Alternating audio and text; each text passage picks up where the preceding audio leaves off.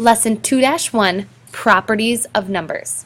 In this lesson, you're going to be identifying properties. Let me tell you what they are. When we use properties of numbers, we are simplifying numerical expressions.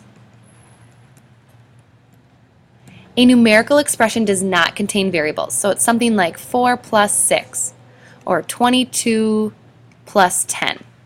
They're numerical. So we can simplify them by applying properties of rational numbers. Properties are kind of like rules. Let me show you what I mean. We're going to learn 3 properties in this lesson. The first one is commutative. The commutative property has 2, one for addition and one for multiplication. The commutative property says that if we change the order of what we're adding and multiplying, our answer stays the same. Meaning, if I add 6 plus 4, that's the same thing as adding 4 plus 6. Notice I changed the order, but either way our answer is 10. This works for multiplying too. 9 times 5, which is 45, equals 5 times 9. It doesn't matter which order we write our numbers. Now this only works for addition and multiplication. That's why these are the only 2 operations listed. Subtraction and division, we know order matters, so they do not have a property. So in your notes, commutative properties change the order of the values you are adding or multiplying, and it does not change the sum or product. So I can have A plus B, and that will still equal B plus A.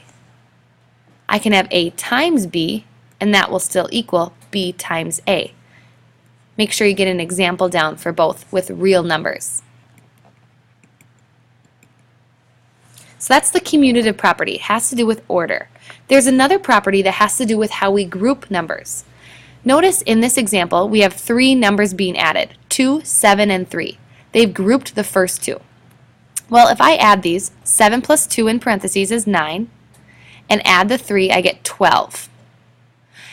On the other side of the equal sign, notice they regrouped. They put 7 and 3 together this time. Well, that's 10 plus 2, I still get 12. So my 2 answers are the same. Changing the grouping of values you are adding or multiplying does not change your answer. So same works with multiplying. 9 times 4 times 5 is the same thing as 4 times 5 times 9. Changing the grouping of the values you are adding or multiplying does not change the sum or product. So I could have A plus B in parentheses and then add C, and that would be the same thing as if I regrouped, say, A and C and added B. This works for multiplying as well. A, B grouped times C equals AC times B, or however you want to regroup them. So the associative property has to do with grouping. I always think of the word associate. If you think of how you associate yourself with people and groups, okay, so connect the word associative to grouping and connect the word commutative to order. All right. Here's how you might use the associative property of addition in real life. Carlos rented a set of golf clubs for $7, a golf cart for $12, and he paid a greens fee of $23. Find his total cost. Whenever you're adding numbers up, there are multiple ways you can add the numbers. So this book just suggests that in your head you might not even realize, but you are choosing to group the easiest way possible. So I could add 7 and 12 first and then add 23 and get 42.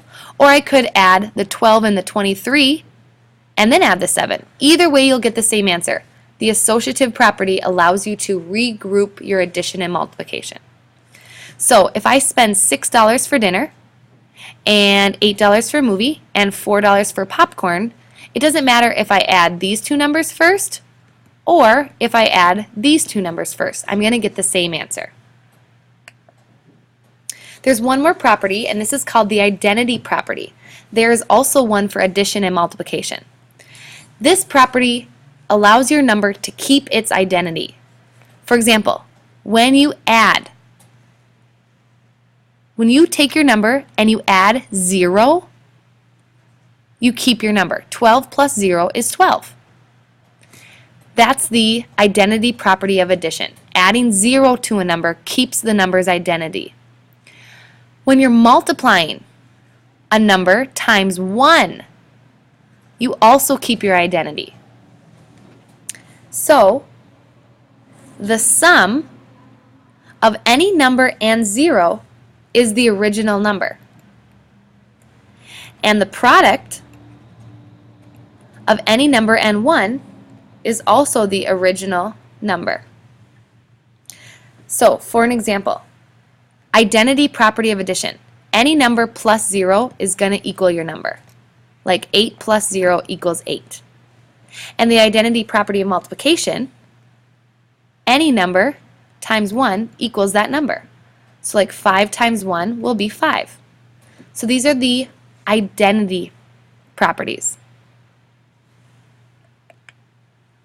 Let's practice identifying which property is shown. 5 times 7 equals 7 times 5. All they did is change the order. So I'm assuming that it is a commutative property, and now I look at what sign. Well, they're multiplying. So this is the commutative property of multiplication.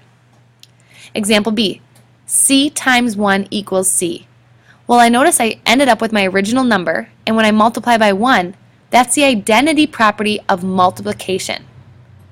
Oops. There it is. So don't forget, you can't just write commutative property or identity. You have to write of multiplication or of addition, whatever it is. 7 plus A equals A plus 7. Again, the order is changing, which is commutative, and it's addition, commutative property of addition. 5xy equals 5xy. Look, or sounds the same, but if I look, x and y are grouped, and 5 and x are grouped. So the grouping's changed, which is associative, and it's being multiplied, so it's associative of multiplication. Example A, 3 plus 6 equals 6 plus 3. Commutative property of addition.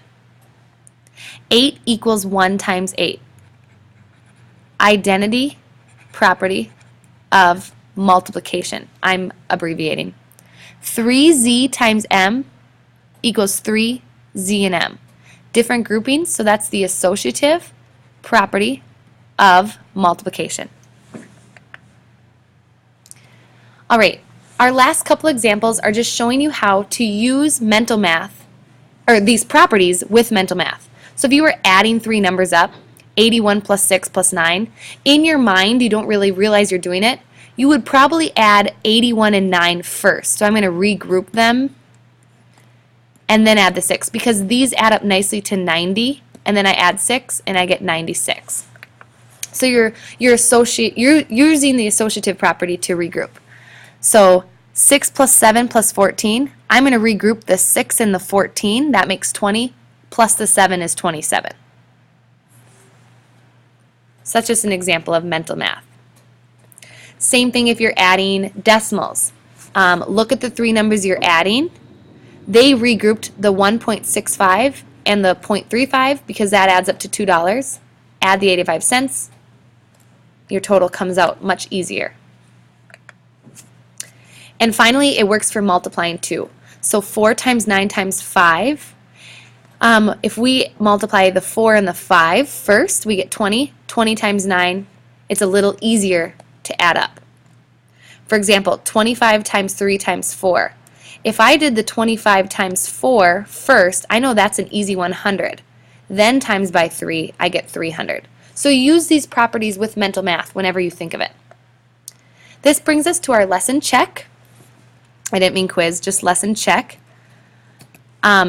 For 1 through 3, you're going to name the property shown, and problem 4, you're going to use mental math and properties to solve. So make sure you bring these answers and your notes to class.